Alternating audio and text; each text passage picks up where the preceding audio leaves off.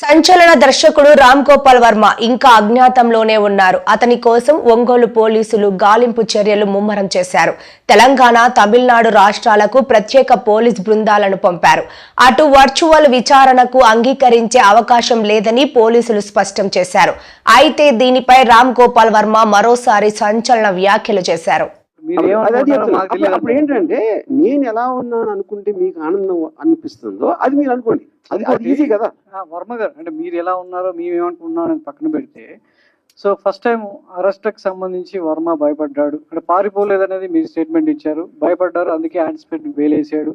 ఏంటో తెలుసుకోవడానికి బెయిల్ వేసాడా లేదా భయపడి బెయిల్ వేసాడా? పోలీసులు అరెస్ట్ చేస్తారు ఏం చెప్పలేదు మీడియాకు, అందుకోసమే పోలీసులు వచ్చింది దేనికోసమో తెలియదు, కానీ మీడియా అరెస్ట్ అనేది ఒక ప్రాపగండా సృష్టించింది అనేది వర్మ మాట. కానీ దాని వెనకాల భయపడి యాంటిసిపేటరీ బెయిల్ వేసారు వర్మ అనేది ఒక మాట. సో దీనికి సమాధానం ఏంటి? మీకు తెలుగు రాదో, నీకు బుర్ర లేదో నాకు తెలియట్లేదు. నేను రాగానే ఇది ఒక్కటే చెప్పా. ఫస్ట్ మొత్తం పోసగుచ్చినట్టు జరిగింది, నా కారణం ఏంటి అని చెప్పాక మళ్ళీ అడిగితే ఏంటి నేను చెప్పేది? యాంటిసిపేటరీ బెయిల్ రీజన్ చెప్పాను, అక్కడ జరిగింది ఏంటో చెప్పాను, పోలీసులు ఇంతవరకు నాకు టచ్లో కూడా రాలేదని చెప్పాను, డెన్లోకి రాలేదని చెప్పాను. మళ్ళీ అది అడిగితే ఏం చేయాలి? నేను నోటీస్కి రిప్లై ఇచ్చని చెప్పాను కదండి. రిప్లైలో ఏమి ఇచ్చాను కూడా చెప్పాను. అండి, ప్రతిదానికి స్ట్రైట్ గా మాట్లాడేటటువంటి ఆర్జీవి పోలీసుల విచారణకు సంబంధించి మాత్రం వెళ్ళలేదు. యాంటిసిపేటరీ బెయిల్ వచ్చింది, it's fine. At the same time పోలీసులు సెకండ్ టైం నోటీసులు ఇవ్వడానికి డెన్ వద్దకు వచ్చారనేది క్లియర్ కట్ సమాచారం. సెకండ్ టైం కాదండి, సెకండ్ టైం వేరే డేట్ ఇచ్చారు ఫస్ట్ అయిపోయిన తర్వాత. ఓకే, ఆ డేట్ లో నేను 10 o'clock నేను రిప్లై పెట్టాను, నాకు ఫర్దర్ టైం కావాలి, లేకపోతే వర్చువల్ గా వీడియోలో వస్తాను.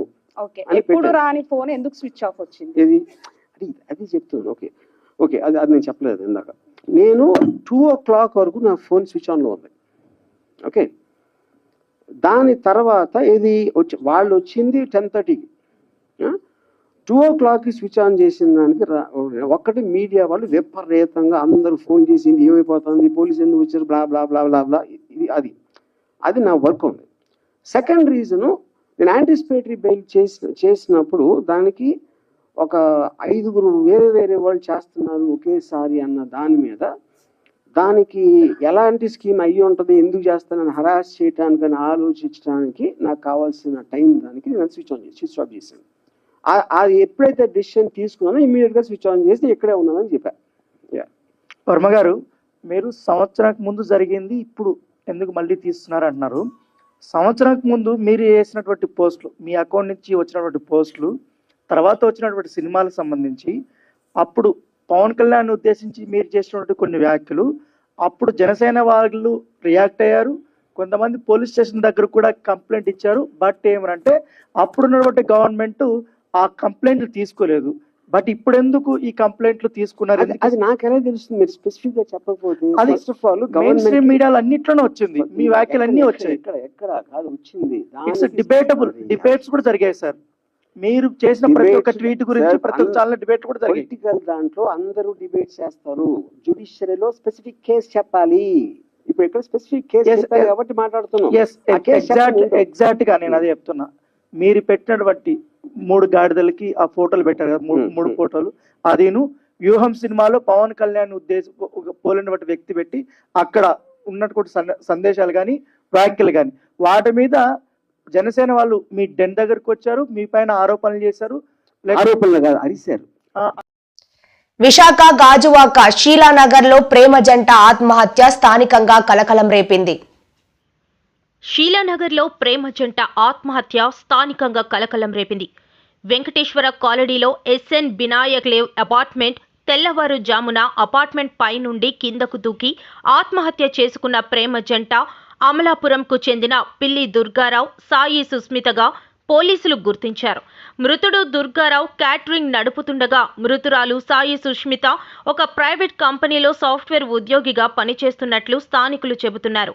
6 నెలలుగా అపార్ట్మెంట్లో ఉంటున్న పిల్లి దుర్గారావు వద్దకి అప్పుడప్పుడు అపార్ట్మెంట్కు వచ్చి మృతురాలు సాయి సుష్మిత వచ్చి వెళ్తున్నట్లు సమాచారం. పోలీసులు ప్రాథమిక వివరాలు వెల్లడించారు. మృతులు ఇరువురు మధ్య వాగ్వాదం జరిగినట్టు గుర్తించిన పోలీసులు ఇంట్లో గాజు గ్లాస్, టీవీ రిమోట్ పగిలిపోవడం పోలీసులు గుర్తించారు. మృతురాలు సాయి సుష్మిత కుటుంబ సభ్యులకి పోలీసులు సమాచారం అందించారు. మృతుడు ఫోన్ లాక్ అవ్వడంతో విచారణ చేపట్టిన పోలీసులు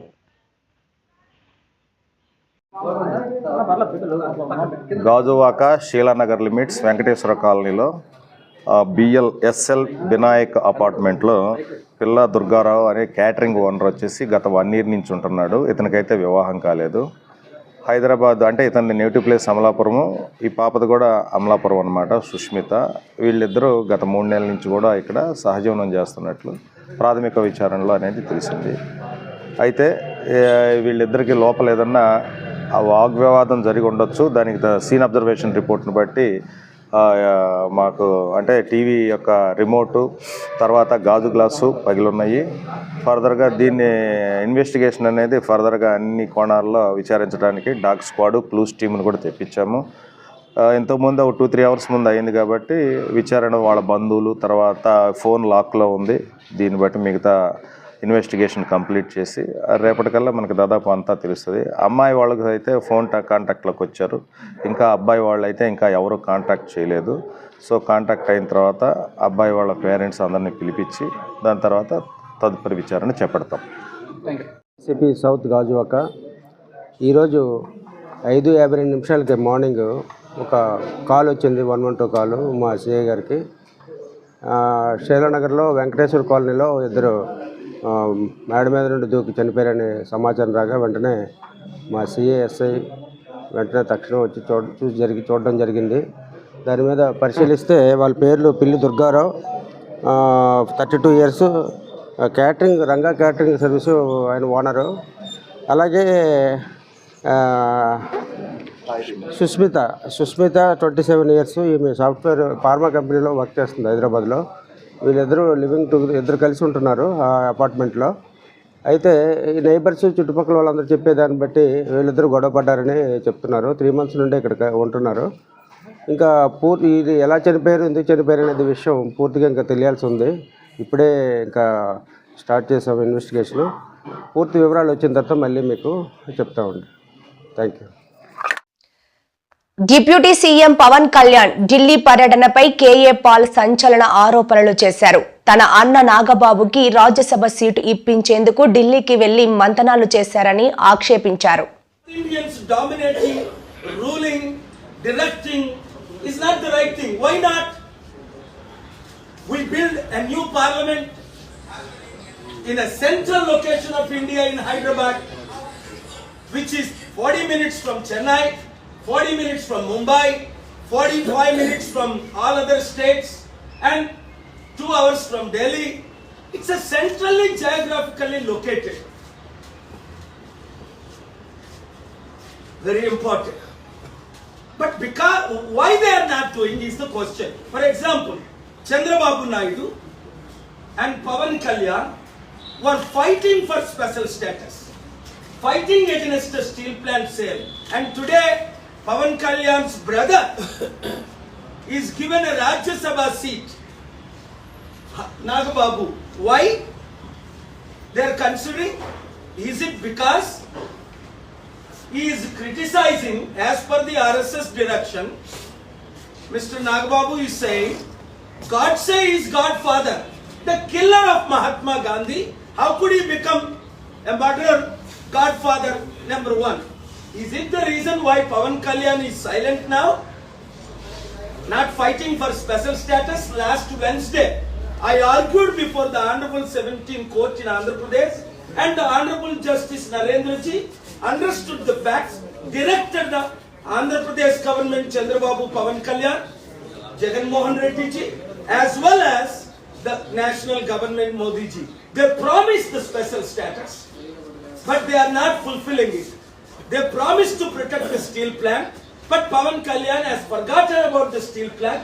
All he is interested is now to be spokesperson for BJP. Do whatever they say. So his brother, older brother, got from Congress MP. He got the deputy CM post. Now he wants his Nagababu to get the Rajya Sabha. What is this? At the cost of our 15 crore Telugu people, you have become package stars? So sorry. చూడండి ఎంత అవినీతి మన తెలుగు రాష్ట్రాల్లో ఐక్యమత్యము లేనందుకే ఇవన్నీ జరుగుతున్నాయి. ఈ రోజు చంద్రబాబు నాయుడు పవన్ కళ్యాణ్ కలుసుకొని ఏం మాట్లాడుతున్నారు? ఎందుకు పలాస సబ్ డివిజన్ పరిధిలో ద్విచక్ర వాహనాల చోరీ కేసులో ఒకరిని అరెస్ట్ చేశామని డీఎస్పీ వివి అప్పారావు, సిఐడి మోహన్ రావు తెలిపారు. పలాస పోలీస్ స్టేషన్లో మీడియా సమావేశం నిర్వహించారు.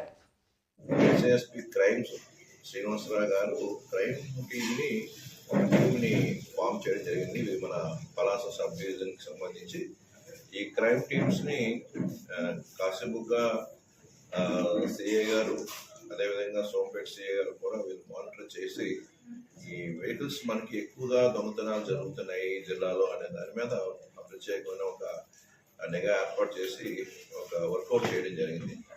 మనకి ఈ బైక్ అఫెన్సెస్ మన జిల్లాలోని పలాస డివిజన్లోని సోంపేట, మనస, ఇచ్చాపురము, పలాస టౌన్లో కూడా ఈ దొంగతనాలు చేయడానికి నేరస్తులు మీద మనం ఒక నిఘా చేసి ఒక ప్రత్యేకమైన ఇన్ఫర్మేషన్ తీసుకొని డెవలప్ చేసాం. ఇందులో భాగంగా మనకి ఇన్ఫర్మేషన్ మన అనుమానిస్తున్న నేరస్తులని ఒక నేరస్తులు నిన్న మధ్యాహ్నం పునర్పాడు జంక్షన్ దగ్గర బైక్ వస్తుండగా కాసేపుగా ఎస్ఐ గారు, సిఐ గారు పార్టీతో ఆయన పట్టుకొని ఆయన్ని విచారణ చేయగా మనకి ఆయన ద్వారా సోంపేటలో 3 వెహికల్స్, మనసలో 2 వెహికల్స్, కాశీబుగ్గువి 8 vehicles, Tekkali 1, Srikakulam town 2 town 1 వెహికల్ని మనం రికవరీ చేయడం జరిగింది. మొత్తం 15 బైక్స్ మనం అమీర్ బుయానా అని ఒరిస్సా మండల సాయి village, Rayagada block, Gajapati Nagar district చెందిన వ్యక్తి మనం నిన్న అరెస్ట్ చేసి ఆయన దగ్గర నుంచి వసపరుచుకోవడం జరిగింది. ఈ వెహికల్స్ అన్ని కూడా ఇవన్నీ ఎక్కడో కూడా కేసులు నమోదు చేసి దర్యాప్తు చేస్తుండగా దర్యాప్తులో మనకు భాగంగా నిన్న రికవర్ అవ్వడం జరిగింది పోలీస్ అన్ని కూడా. ఇదే కాకుండా ఈయనతో పాటు ఈయన ఫ్రెండ్స్ చాలామంది నేరాలు చేశారు. రీసెంట్గా వీళ్ళతో పాటు వర్క్ చేసిన ఆయన రఘునాథ్ పాత్రో అని పర్లాకి పారిశ్రామిక ప్రాంతం ప్రకాష్ నగర్ 7 గుళ్ళు వద్ద శ్రీ విఘ్నేశ్వర వెంకట సాయి వికలాంగుల దివ్యాంగుల సంక్షేమ సంఘం అధ్యక్షులు సింగంపల్లి శ్రీనివాసరావు ఆధ్వర్యంలో అంతర్జాతీయ వికలాంగుల దినోత్సవం ఘనంగా నిర్వహించారు. అన్ని అవయవాలు బాగుండి చాలా మంది నిరాశ నిస్పృహలతో ఉండేటువంటి వారికి మిమ్మల్ని చూస్తే డెఫినెట్గా ఒక ఎగ్జాంపుల్ అవుతారు, ఒక మార్గదర్శనం అవుతారు. ఈరోజు ఆ ఉద్దేశంతోనే అంతర్జాతీయ ఈ వికలాంగుల దినోత్సవం అంగవైకల్యంతో ఉన్నవారికి నేను చూస్తుంటాను. నేను ఒక క్రీడాకారుని, మామూలుగా ఒలింపిక్స్ అవుతుండేవి, పారా ఒలింపిక్స్కి ఉన్నటువంటి ప్రాధాన్యత మనం చూసాం. ఈరోజు దేశంలో ఎంతోమంది ఆటలు కూడా ఆడే పరిస్థితి, అంటే ఎలా ఉన్నా కష్టమైనటువంటి పనులు కూడా మేము చేసి చూపిస్తాం అనేటువంటి ఒక నిదర్శనంగా మీరందరూ నిలుస్తున్నారు. చాలా సంతోషం. ఏది ఏమైనా భగవంతుడి సృష్టిలో కొన్ని చేస్తూ ఉన్నారు, అందులో భాగం అనేటువంటి భావం. ఈయనైతే ఈయన చూడగానే నాకు చాలా అంటే ఒక నాయకత్వ లక్షణాలు కూడా పుణికిపుచ్చుకొని ఇక్కడ ఇంతమందిని తీసుకున్నప్పుడు రావాలి అని ప్రతి ఏడాది కూడా పిలవటం, ఒక షెల్టర్ ఏర్పాటు చేసుకోవడం, మీ తాలూకా సమస్యలు కూడా ఎప్పటికప్పుడు చెప్పటం కూడా. మన ప్రాంతంలో ఇంతమంది ఉన్నారు, వీరికి ఒక వాహనం కావాలి లేకపోతే ఇంకొకటి